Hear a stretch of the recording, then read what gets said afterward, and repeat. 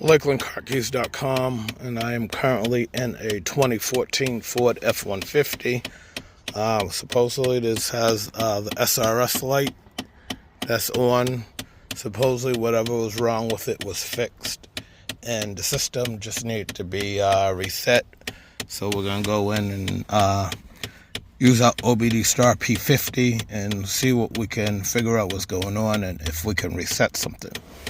So from the main screen, the airbag reset, I'm going to go ahead and enter it. All right, and then from down the bottom, I'm going to go ahead and auto detect it.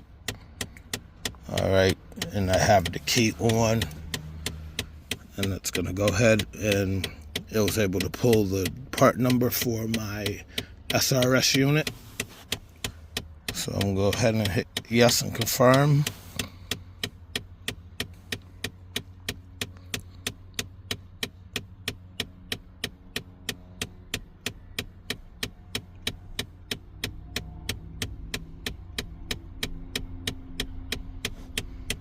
And it's just setting up the proper procedures for the EEPROM and our particular part number. So this takes about 30-40 seconds to go through. All right, and then it just confirms that we are doing this, and it gives us our two options via OBD or bench. I'm gonna hit OK. And right here on the screen we have OBD selected, and I am connected into the DLC down there. So I'm going to go ahead and hit OK. And then it gives us a menu to give us ECU information. We're going to go into read DTCs because we want to see what's in there. And it says restraint system, occupant disable indicator light. So I'm not sure if it's saying that the light itself has a check engine issue, or it's just saying the light's on. But the second one is collision event storage is full and locked. So basically we need to read all the EEPROM information, reset the crash data, and then write that information back to the SRS unit. All right, so I'm going to go ahead and hit OK. Let's go into erase DTCs.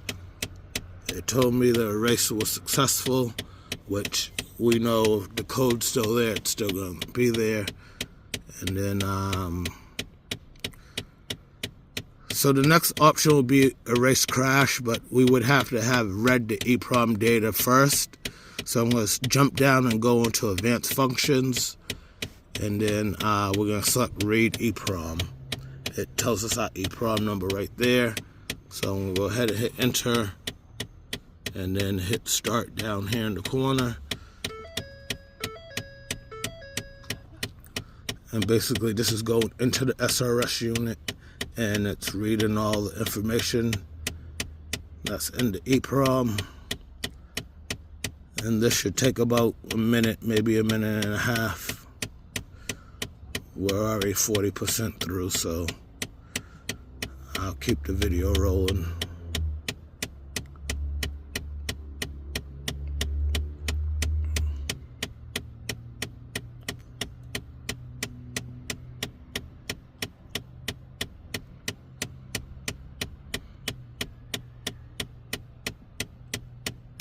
And this last 2%, I don't know why it likes to hang on there for a few seconds, and then it will go through and finish the save. All right, and then you can always rename this to something that you're gonna remember.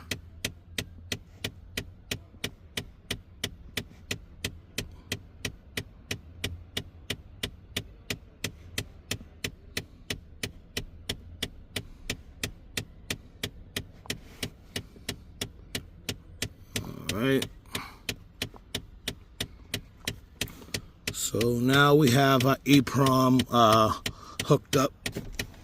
We read it from the thing. Right here it'll say, please disconnect the battery for 30 seconds or turn off the power supply. So I'm gonna go ahead, pause, disconnect the battery for 30 seconds and then come back.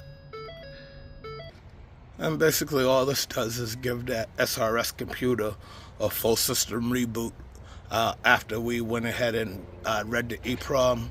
So now that, you know, we have it rebooted, we go back in, we're gonna select our file and let the machine erase the crash data out of it, and then save us a new file, and then write that file back into the machine, and it'll probably have us do this part over again.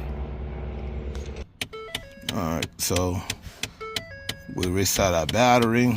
You know, we can go ahead and hit back, and then let's see, we're gonna escape out of here, and then now we can go to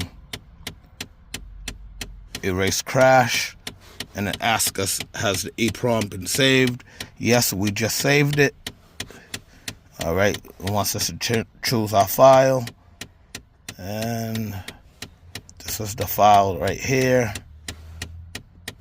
that we just saved. All right, and now it's erasing the data, the crash data out of this file, and it will automatically save us a new file with our name, and then it will like say cleared or saved or whatever in that file name to let us know that this is the file that it rewrote without the crash data in it, and now we can write this back to our SRS unit. Alright, so it told me data verification failed. Alright, so it says this is possible when there are no crash records in the data. Now, I did try to do this previously, so maybe that's why, you know, it's telling me that, all right, there's no crash data in here. What I'm going to do is I'm just going to go back and select my original file that I read the first time and just show you that process. So I'm going to say okay. All right, so we're going to go back into erase crash. All right, tells me to choose the EEPROM, and all right, so this was the very first one that I did earlier. Go ahead and then let it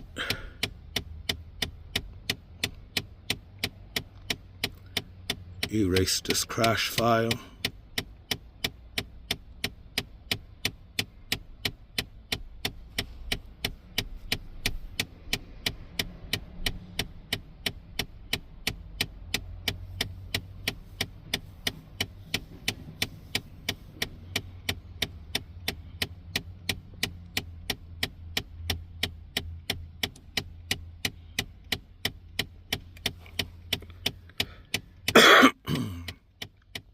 All right, so erase, crash, and file success. So see how what I was saying, it took our same file name and then just added cleared. So when we go back and we want to write our EEPROM, we know that that's the EEPROM that we want to use.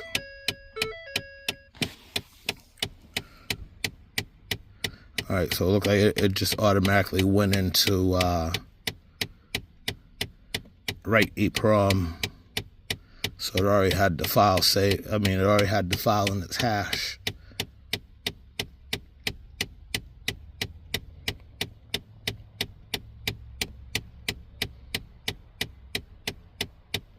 All right, and it says operation success. All right, and then here we are. It wants us to disconnect again for 30 seconds. So I'll cut back in after the 30 seconds. All right, so now I'm back after the battery reset, so I'll go ahead and hit OK, and that's it. So we can just go ahead and back out of that.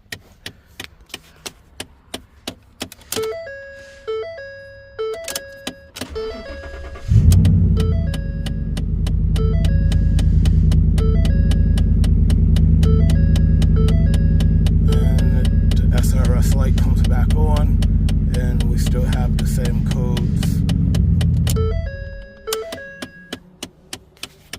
Alright, so now I go back into read DTCs, and it's still the same codes.